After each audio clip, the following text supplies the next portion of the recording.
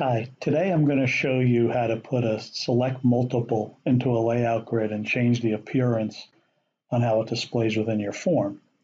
So if you see here, I created a quick form for you, and I just put a text box, building name, and then maybe I wanted to have the ability to ask if you wanted to take some pictures maybe of the building facade.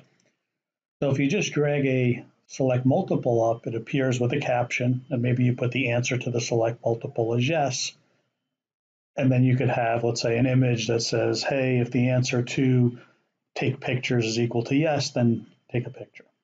However, if you just wanted to have a simple checkbox with take pictures next to it, I can show you how to do that by putting that select multiple into a layout grid. So if I go here and I just click on this, it pops up now and it asks me to take pictures of the building facade. So I'll show you how to do that. So when using a layout grid, you have several options, and one of them is the no caption option. So that's what we selected here. And then we selected the number of columns to be equal to 1. Okay, so we created our grid. Now we're going to bring in a select multiple control into that grid.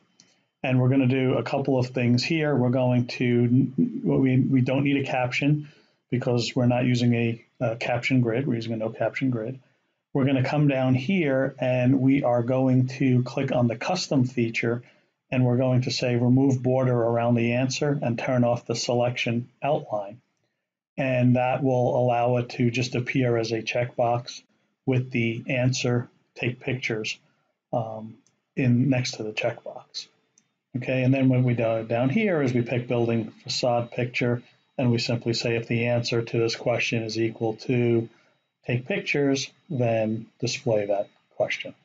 And when you go ahead and preview it, once again, you'll see that there's no box around here and it doesn't turn orange like it would, let's say, if you were in a different answer, it turns orange.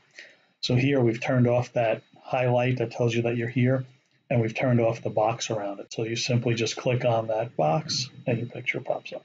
Thank you.